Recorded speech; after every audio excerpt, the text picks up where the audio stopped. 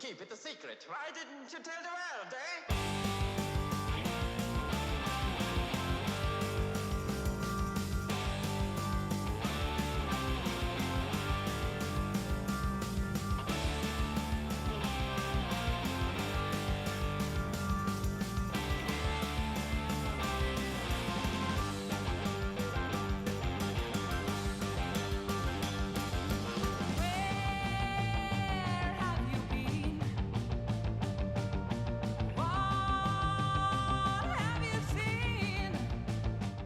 Brilliant. Well, Thomas, thank you for taking the time to do this. First things first, man, how's your day going? Pretty fine. Just working today and just chilling out back home. When you say working, what do you mean? Working on music or a job? A job, my day job. Your day job? Yes, the necessary evil. Of course, because as we all know, music doesn't pay these days. Yeah, not that much, but yeah, have to go to the necessary evil. But it's a fine job, as I work in a record shop, a local shop, which yeah, it's a nice place and get to play with music every day. Oh, that's fantastic. Well, in that regard, then, how about the last year or so? You know, now that we live in the COVID times, I mean, how have you been holding up personally? Oh, well, I've been fine because I don't do much else than, go to work and then come back home and work with my own music. So it's pretty much a bit antisocial life. So my life hasn't changed all that much. I still go to work. In fact, there's more work than a couple of years ago at the moment, because of course people are buying a lot of albums and staying home. So, but yeah, it hasn't affected me personally that much. That's good enough then. That's all you can hope for. What about the effect professionally then, in regards to Jess and the Ancient Ones? How much of an effect has this entire period had on the band? Well, yeah, it's of course our last live show, I think, was in 2019 in October, I guess, and so that's a huge gap between shows. But also the good sides, if you look at them, are the facts that because you're home, you have so much time. So of course, I guess like all the other bands, we wrote a lot of new material already. So that's been like the driving force. It's incredible how 2019 last live show, and it's great that you've got something positive to pull out of this period. And I was going to add to that as well. Is there something you and the band have been forced to do differently during this period that you think, wow, that really worked out well for us and we might continue doing that going forward?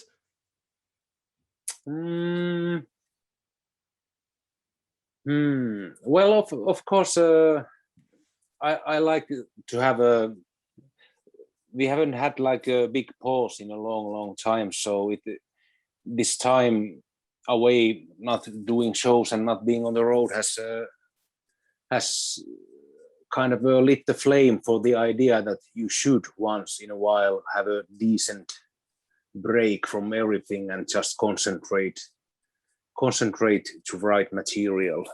Yeah, that's really interesting. You're right, because you kind of forget, you expected to write, release, and then just go on the road for the next, so to speak, 3 years, and then you write, record, and repeat the same cycle.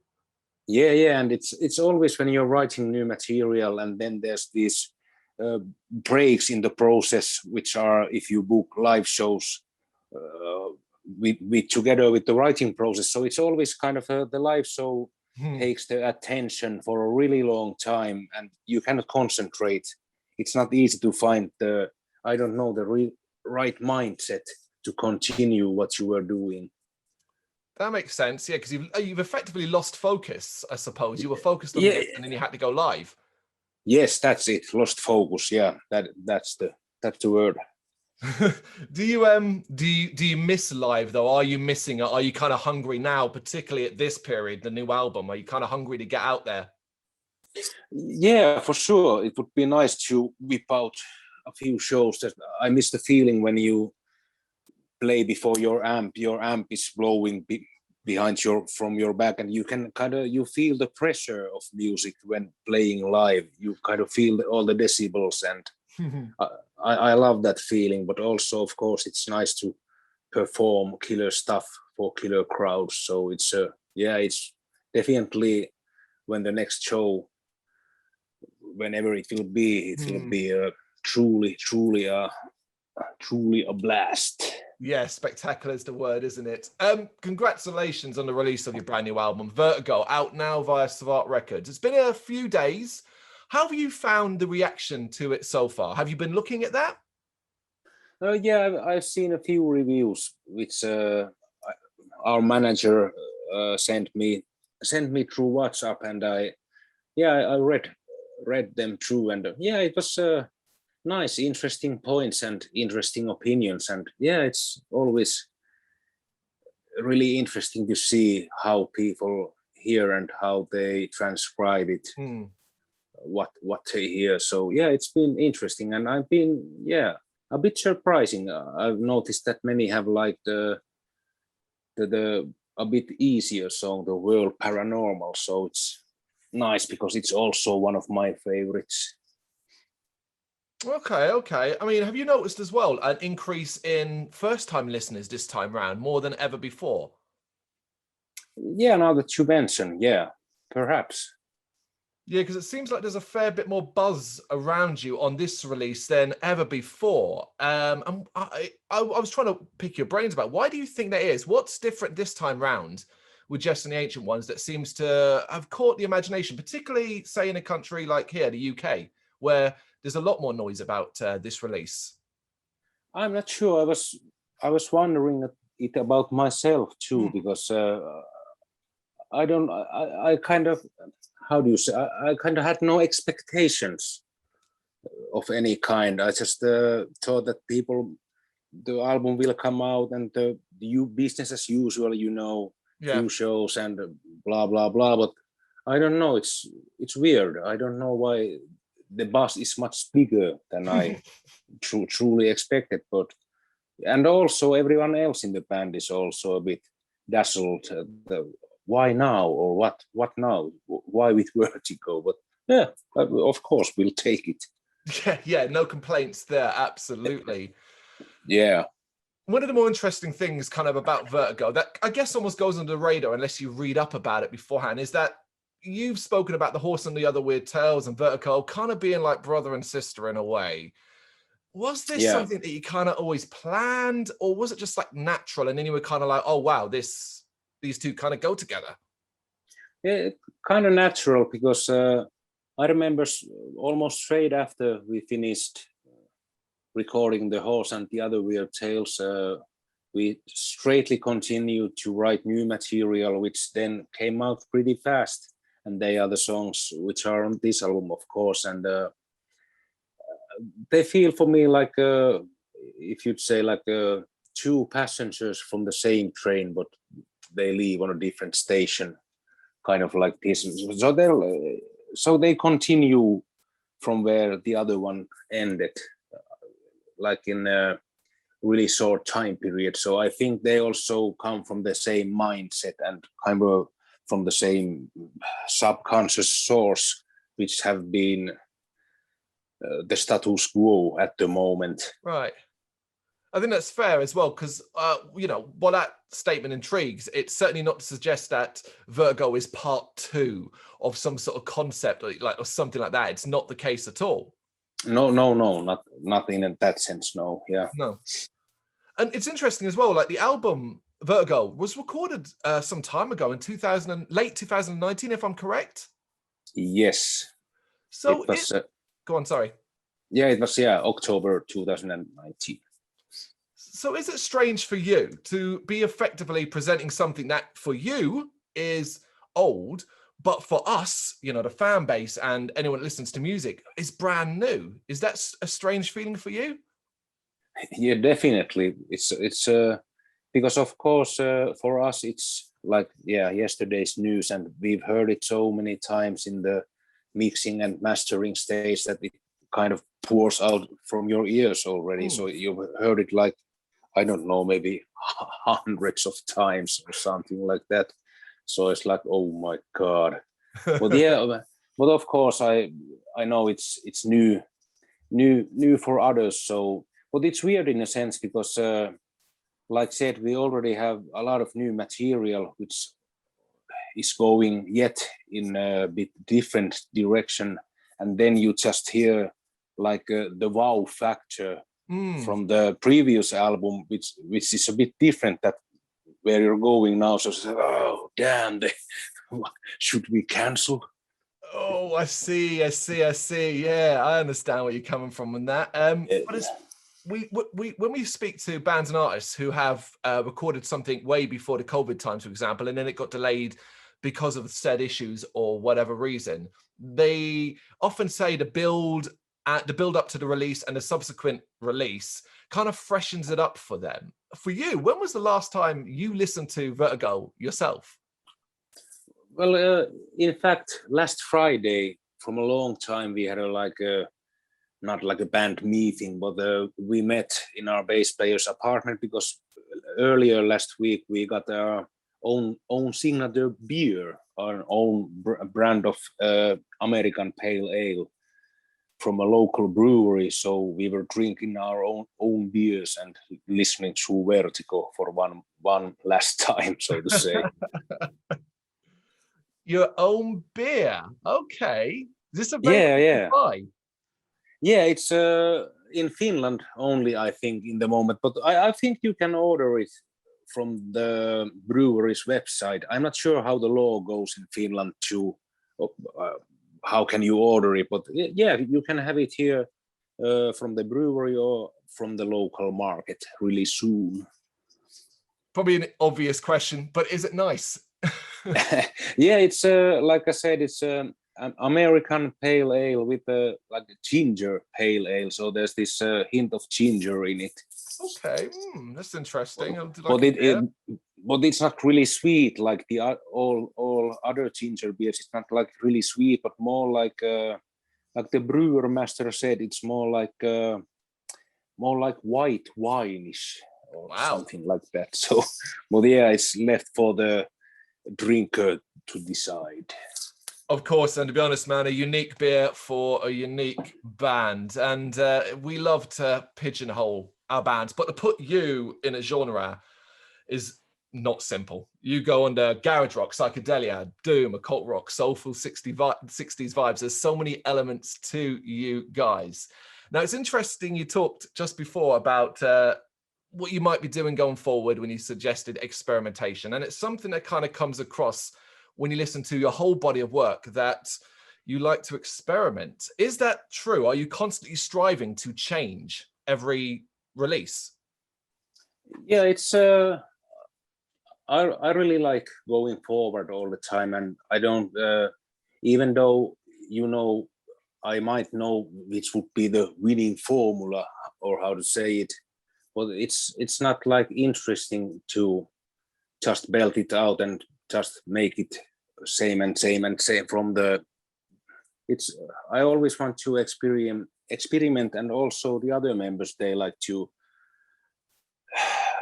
experiment with instruments and try on different sounds and different song structures and different everything. So yeah, we definitely always striving forward, but also I must say that in the new material there's a big dosage of our older material, so it's not completely something uniquely new from us, but really like where all of our material meets also the first album. That's fair. I mean, I think anyone that knows your body of work and your music wouldn't expect then whatever comes next to be, oh, look, you're doing a thrash metal album or something like that. Yeah, not yet. Later on the thrash metal album. 20 further years down the line, when you're on album 12 or 13, then you've really got to experiment. So why not then? Yeah. The thrash metal album would be a killer. So your interest obviously in occultism, horror, paranormal, as you said as well. Is this something the entire band share? And do you all find different mediums to enjoy? E.g., does someone like it in movie form? Is it someone likes it in book form or documentary and so on? I think all of us are some sort of fans which comes to horror films.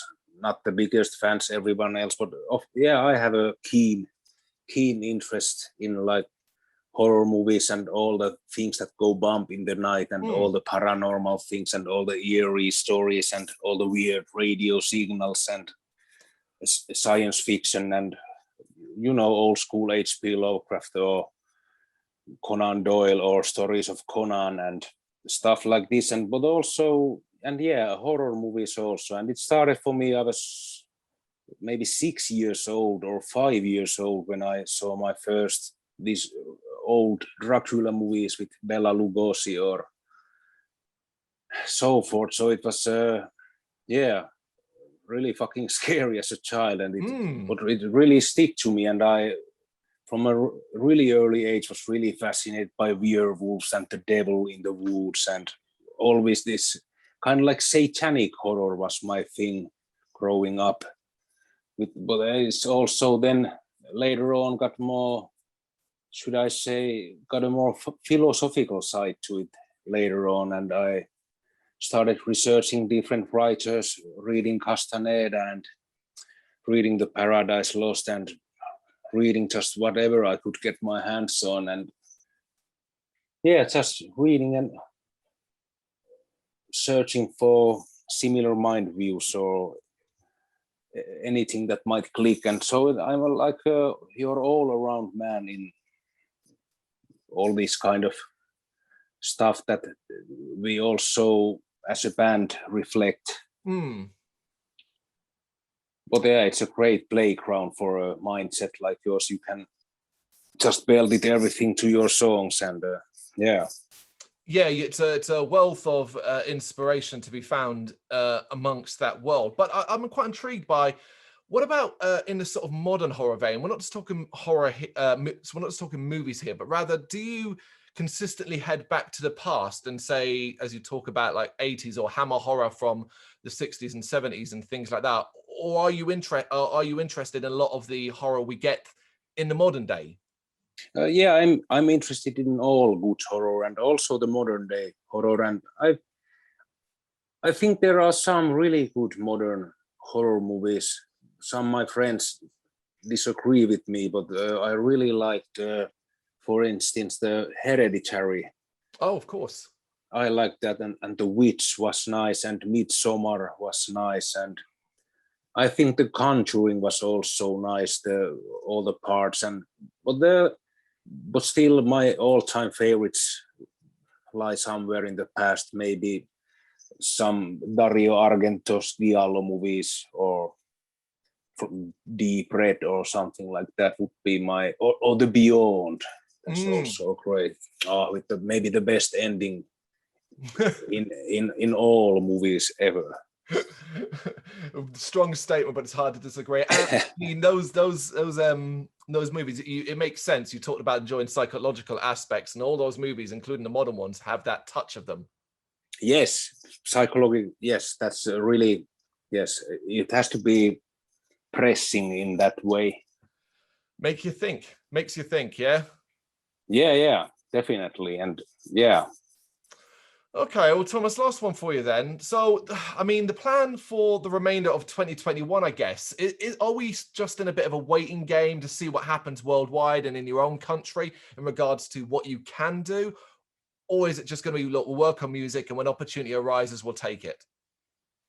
I think it's we're going to really focus on the pre-production of the new album, and be really like go just spend hours and countless hours towards making it as good as possible, and then hitting the studio, but hopefully also have a lookout for good shows if it seems it's possible to make some shows or some festivals will be held. Of course, would be interesting to go and play the songs of Vertigo and celebrate it while we still can. Fingers crossed the opportunity arises this year. Thomas, thank you so much for taking the time to do this. No problem. Thank you. It was my pleasure. Thank you very much for watching. You can check us out on gbhbl.com as well as on Facebook, Instagram, Twitter and Tumblr. Go to Patreon to help us out over there. That's patreon.com/gbhbl, as well as Big Cartel, where you can find some of our merchandise. We have a podcast running on SoundCloud and Apple Podcasts. And of course, if you like this video, do us a favour, hit the subscribe button and help the channel grow. Games, horror and heavy metal. What else is life for?